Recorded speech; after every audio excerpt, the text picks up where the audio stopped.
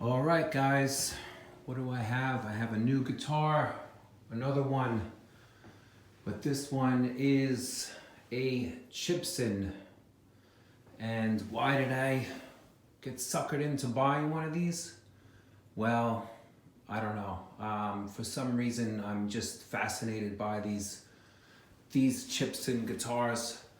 So I have an Ace Frehley already, and I have the Randy Rhoads Relic, and the Randy Rhoads is just freaking spot on awesome.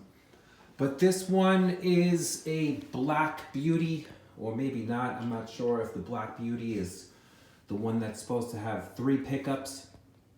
But it's a Les Paul custom, and it came from a shop in China. And when I opened the box, it needed major work, like all of them do.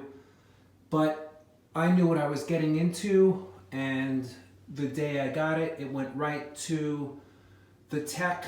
I have one of the greatest guitar techs here, Jake's Guitar Repair, and he's over in Rock Hill, South Carolina.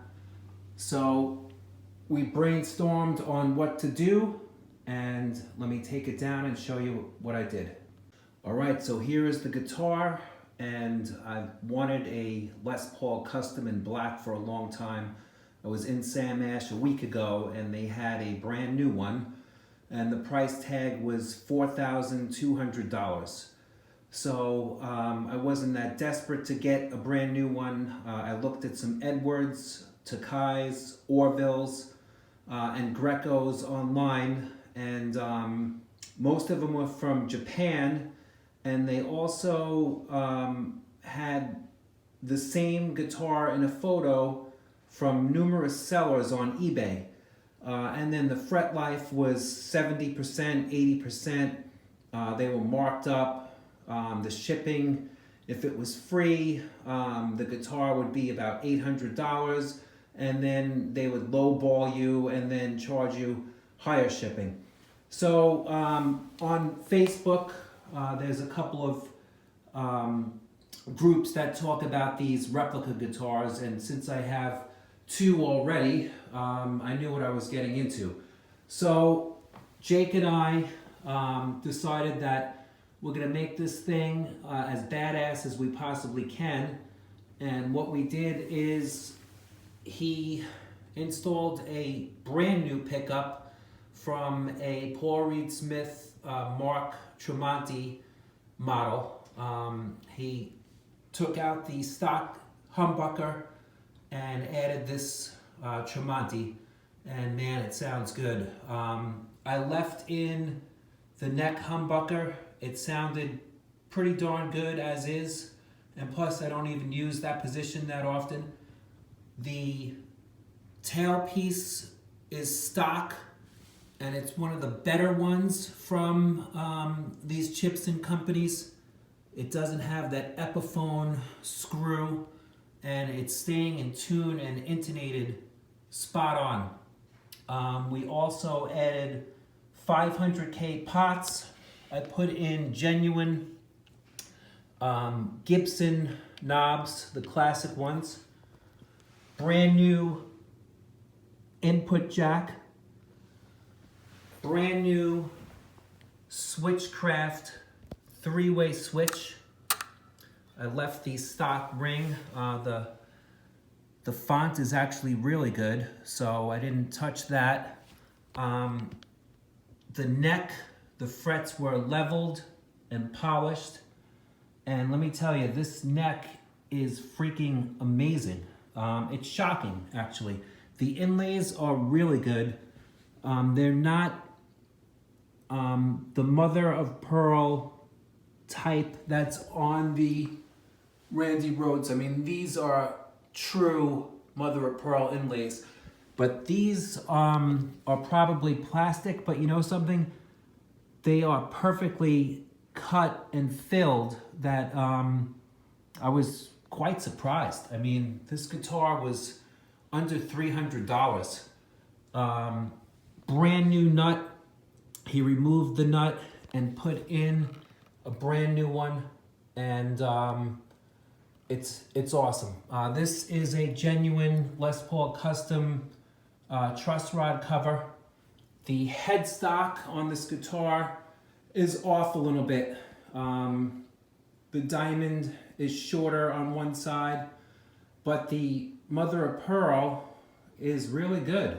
The logo is good. I mean, I would much rather have a different logo, but to even communicate with these guys and say, listen, maybe you could put on B chains instead of Gibson, would have just been a hassle. And bad enough the guy took a day or two to send me quality control pictures, because I wasn't going to accept the guitar until I saw what it looked like, because most of it's bait and switch. These are brand new, genuine Grover tuners, and it has that top hat tuner mechanism. Of course, they put in that fake serial number and that fake made in USA, but what are you gonna do? It's already done. They probably have a couple of hundred of them laying around. The back of the neck is silky smooth. It's really an amazing neck. It's pretty thin. It's not the baseball bat style neck. I would say it's more of a 60s profile. It has a great heel. It attaches to the body perfectly, no issues with that. The straps, buttons are stock and they're big, so I didn't change that.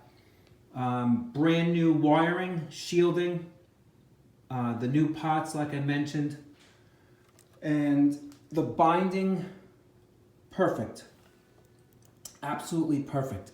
The body shape is spot on if you ask me. Some of them come and they get cut here and they look terrible. This has a perfect angle to the body shape, and just the body alone is freaking dead on if you ask me. Would I have bought an Epiphone Les Paul custom? No. The reason why is because I do not like the headstock shape. So the only reason I went for this is because of the open book headstock shape. And you could tell on the right side it's a little bit higher than the left side, but from a distance it's pretty good. And honestly, this guitar is freaking killer.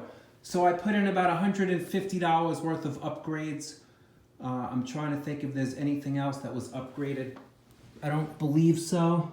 I'll plug it in right now and play a couple of riffs. So it's a complete crapshoot if you want to get one of these.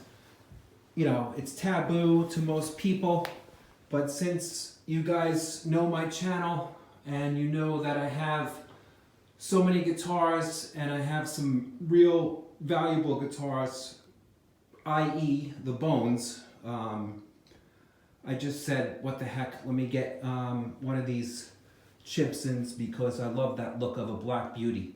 So that's pretty much all I have to say about this. Do your homework before you buy one, because you could be disappointed, and if you do not have a good luthier or someone that's even willing to work on these and you don't know what to do yourself, then you're out of luck. Absolutely 100% out of luck, because out of the box this thing was a train wreck, but man, I love it. You gotta hear it. It's awesome. All right, so thanks for watching. Subscribe and rock on as always.